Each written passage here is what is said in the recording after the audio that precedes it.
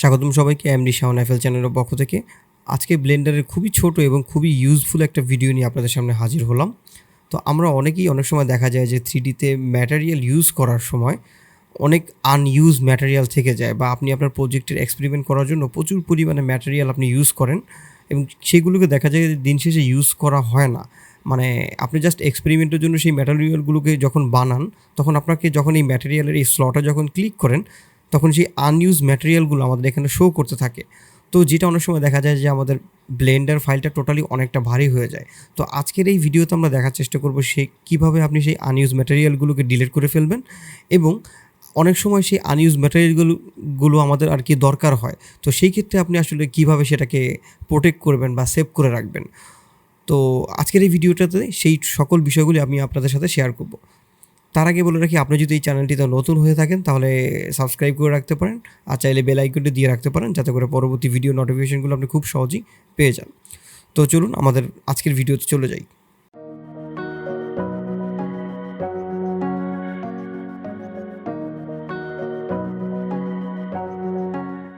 সবার প্রথমে আমি আপনাদের জন্য কিছু বোঝার জন্য আমি একটা টেক্সট টুল নিয়ে আসবো। মানে আমি একটা টেক্সট ইউজ করব, এবং ধরে নেন আমি এই টেক্সটটা শুধুমাত্র লিখলাম এ, এবং এটাকে আমি লিখে দিলাম। আচ্ছা, এটাকে লেখার পূর্বে আমি এটাকে একটুখানি মোটা করে দেখি। আমি একটু এটা জিওমেট্রি থেকে এটাকে একটুখানি এক্সট্রুড করে দিই, যাতে একটু দেখতে মোটা মনে হয়। আচ্ছা, এরপরে আমি এটাকে একটু আরেকটা কপি করে নিই, এটার নাম দিলাম বি। এটাকে আরেকটু কপি করে নিয়ে এটার নাম দিলাম সি। এটাকে আরেকটু কপি করে নিয়ে এটার নাম দিলাম আমি ডি। আচ্ছা, তো আমি এখানে ABCD নামে 4টা টেক্সট আমি লিখে ফেলছি আপনাদের বোঝানোর জন্য। এবং একে ক্লিক করে আমি যদি একটু ম্যাটেরিয়াল প্রিভিউতে চলে যাই, একে ক্লিক করে আমি এখানে একটা নতুন ম্যাটেরিয়াল নিব এবং এটার নাম দেবো আমি এ। এবং ধরেন এটাকে আমি একটা কালার দিলাম। ঠিক সেমভাবে এখানে আরও একটা নতুন ম্যাটেরিয়াল দিয়ে আমি একটা নাম দিলাম বি, এবং এটাকেও আমি একটা কালার দিলাম। ঠিক সিমিলার ওয়েতে আমি এটাকে একটা ম্যাটেরিয়াল দিয়ে আমি এটাকে একটা কালার দিলাম, আর এটার নাম দেবো আমরা সি। ঠিক সিমিলারভাবে এটাকে একটা ম্যাটেরিয়াল দিয়ে নাম দিলাম ডি, এবং এটাকে আমরা এরকম একটা কালার দিলাম। তাহলে দেখেন আমার এখানে টোটালি 4টা ম্যাটেরিয়াল আছে, এবং 4টা ম্যাটেরিয়ালই কিন্তু আমি এখানে অলরেডি ইউজ করে ফেলছি। এবং যেই ম্যাটেরিয়ালটা আমি ইউজ না করব সেটার সাইডে একটা জিরো লেখা দেখতে পাবে, যদিও এখানে কোনো জিরো আসতেছে না। আচ্ছা, আমি যদি এখন কোনো কারণে এই ডি এর জন্য আরও একটা নতুন ম্যাটেরিয়াল আমি অ্যাসাইন করি, সাপোজ আমি একটা নতুন একটা ম্যাটেরিয়াল, আমি এটাকে কী করলাম, এটা ডিলিট করে দিই ডিটা, এবং এখানে আমি আরও একটা নতুন ম্যাটেরিয়াল অ্যাসাইন করি, এটার নাম দিয়ে দিই ই, এবং এটাকে আমি একটা কালার দিলাম, ধরেন যে এরকম টাইপের পিঙ্ক কালার বা এরকম আকাশি রঙের কালার।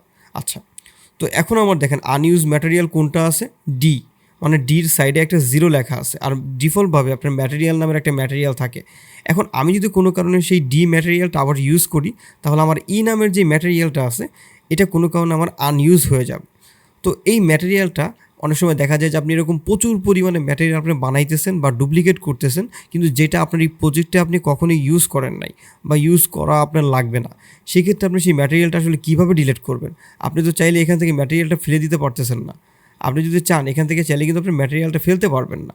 তো এর জন্য আমাদের যে আনইউজ ম্যাটেরিয়ালটা আছে সেটা যদি আপনি ফেলতে চান, সেক্ষেত্রে আপনাকে কী করতে হবে, এই যে একদম উপরে ব্লেন্ডারের এই আউটলাইনারে একটা ক্লিক করবেন, এখানে দেখবেন যে লেখা আছে আপনার ব্লেন্ডার ফাইল। আপনি যদি ব্লেন্ডার ফাইলে যদি ক্লিক করেন, তাহলে দেখেন এই পুরো ব্লেন্ডার ফাইলে আমাদের যত কিছু আছে সব আমার এখানে দেখাইতেছে। তো আমাদের এখান থেকে একটু ম্যাটেরিয়ালটা খুঁজে বের করেন, তাহলে দেখেন আমার এখানে মোটামুটি অনেকগুলো ম্যাটেরিয়াল আছে। যেহেতু আমাদের ABCD এই 4টা ম্যাটেরিয়াল আমরা অলরেডি ইউজ করে ফেলছি, তো আমাদের এই 3টা যে ম্যাটেরিয়াল আছে এগুলো টোটালি আমাদের আনইউজ ম্যাটেরিয়াল।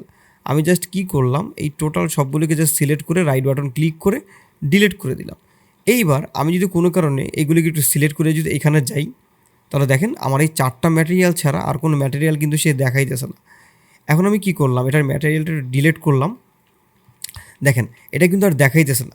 এটা ছাড়াও আরও একটা ইজি ওয়ে আছে আপনার এই ম্যাটেরিয়ালটা ডিলিট করার জন্য, সেটাও আমি দেখাইতেছি। তো আমি এটাকে ডিলিট করে দিলাম, এটাকে একটা ম্যাটেরিয়াল দিলাম আবারও ই নামে। যেহেতু আমার ই নামে কোনো ম্যাটেরিয়াল নাই, সেই জন্য এটা পেয়ে গেছে অটোমেটিক। আচ্ছা, এটা হলো আমার ই নামের একটা ম্যাটেরিয়াল, আবার আমি ডি নামে দিয়ে দিলাম। তো দেখেন এখন আমার আনইউজ ম্যাটেরিয়াল কিন্তু ই, এখানে ছোট ছোট ম্যাটেরিয়াল যেটা কোনো এফেক্ট ফেলে না, কিন্তু আপনি যদি প্রচুর পরিমাণে পিভিআর ম্যাটেরিয়াল নিয়ে কাজ করেন সেক্ষেত্রে দেখা যায় যে আপনার ব্লেন্ডার ফাইলটা প্রচুর পরিমাণে ভারী হয়ে যায়। তো আচ্ছা, তো আপনি এই আনইউজ ম্যাটেরিয়ালটাকে আবার ডিলিট করার জন্য আপনাকে করতে হবে আপনার জাস্ট কোনো কিছু করা লাগবে না, জাস্ট এই ফাইলটা একটু সেভ করেন। আমি একটু ডেস্কটপে একটা ফোল্ডার বানায় জাস্ট ফাইলটা একটু সেভ করে দিলাম। জাস্ট আমি যে কোনো একটা নামে সেভ করে দিলাম। এরপরে জাস্ট ব্লেন্ডারটা আমি ক্লোজ করে দিলাম। এরপরে জাস্ট আমি আবারও ব্লেন্ডারটাকে একটু অন করলাম। জাস্ট আমি এখান থেকে আবার ওই প্রজেক্টটা যদি অন করি, এইবার দেখবেন আপনার এইখানে ওই আনইউজ ম্যাটেরিয়ালটা আর থাকবে না। তো আমরা কেন ওই ওয়েতে কাজ করব? কারণ অনেক সময় দেখা যায় যে আমাদের ওইখান থেকেও ডিলিট করা দরকার হতে পারে। এছাড়াও ধরেন যে আপনি এটার জন্য আরও একটা ম্যাটেরিয়াল বানাইছেন, সাপোজ আপনি এটার জন্য এটা ডিলিট করে দিয়ে আমি নতুন একটা ম্যাটেরিয়াল দিলাম নাম আবার আমি এটাকে একটু ডিলিট করে দিয়ে জাস্ট আমি আরও একটা নতুন ম্যাটেরিয়াল অ্যাসাইন করলাম এফ। তো আমার এখানে দেখেন আমার এই ডি ছাড়াও আমার আর এফ এই দুইটা ম্যাটেরিয়াল আমার আছে, কিন্তু কোনো কারণে ইন ফিউচার আমার দরকার হতে পারে। সাপোজ আমি যদি এখানে একটু ম্যাটেরিয়ালটা দরকার হয়, ধরেন আমি এখানে অনেক সুন্দর সুন্দর কিছু কালার করে রাখছি যেটা আমার ইন ফিউচারে দরকার হতেই পারে কোনো কারণে। কিন্তু আপনি চাইতেছেন না যে এটা যেহেতু আপনি আপনার যেহেতু আনইউজ ম্যাটেরিয়াল ব্লেন্ডার ফাইলটা সেভ করে আবার নতুন করে ব্লেন্ডারটা অন করলেই সেটা চলে যায়, তো আপনার পরবর্তীতে এই ম্যাটেরিয়ালটা দরকারও হতে পারে। সেই ক্ষেত্রে আপনি ম্যাটেরিয়ালটা আসলে কীভাবে প্রোটেক্ট করবেন সেই ওয়েটাই এখন আমি আপনাদের সাথে শেয়ার করব। তো এইটা করার জন্য একদম ইজি একটা ওয়ে, আপনার যেই ম্যাটেরিয়ালটাকে আপনি প্রোটেক্ট করতে চাইতেছেন, যেমন আমাদের এই দুইটা ম্যাটেরিয়াল হলো টোটালি আনইউজড। তো আমি যদি এটাকে যদি ক্লিক করি এবং এখানে দেখেন একটা অপশন আছে, এই যে দেখেন একটা প্রোডাক্ট বা ফেক ইউজার, তাহলে সে কী করবে, এর নামে একটা ফেক ইউজার বানায় রাখবে, মানে বোঝা যাবে যে এটা কোনো ইউজারে এটা ইউজ করতেছে, তাহলে সেটার আনইউজার হবে, মানে আনইউজড ম্যাটেরিয়াল হিসাবে কাউন্ট হবে না। জাস্ট এটাকে আমরা একটু সিলেক্ট করে জাস্ট এটাকে একটু এই প্রোটেক্ট বাটন বা এই শেলটাতে জাস্ট ক্লিক করলে এটা ফেক ম্যাটেরিয়াল বা ফেক ইউজার ইউজ হয়ে যাবে। ঠিক সেমভাবে আমি যদি এটাকে একটু ক্লিক করি এবং এইটাকে জাস্ট আমি একটু ফেক ইউজারের নামে দিয়ে দিলাম।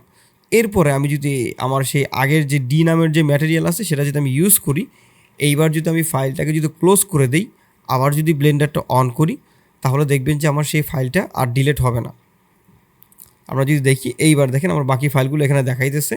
তো আমার যদি কোনো কারণে দরকার হয় আমি কিন্তু চাইলেই সেই ম্যাটেরিয়ালগুলো আবার রিইউজ করতে পারবো। তো এই ছিল আজকের ভিডিওর যে টপিকটা, কীভাবে আনইউজ ম্যাটেরিয়াল আপনি ডিলিট করবেন। এটা আপনারা হয়তো দেখা যাচ্ছে এখন খুব সিম্পল, কিন্তু আপনি যখন বড় কোনো প্রজেক্টের কাজ করবেন, যেক্ষেত্রে দেখা যায় যে আপনার ব্লেন্ডার ফাইলটা 1 GB 1.5 GB পর্যন্ত হয়ে যায়, সেক্ষেত্রে এই টিপসটা আপনাকে অনেকটাই আপনাকে লাইফ সেভিং করে দেবে ইনশাআল্লাহ। তো পরবর্তী ভিডিও পর্যন্ত সবাই ভালো থাকবেন, সুস্থ থাকবেন। আর নতুন কোন টপিক নিয়ে আপনারা ভিডিও চাচ্ছেন অবশ্যই কমেন্ট করে যাবেন। সে পর্যন্ত সবাই ভালো থাকবেন, সুস্থ থাকবেন। আল্লাহ হাফেজ।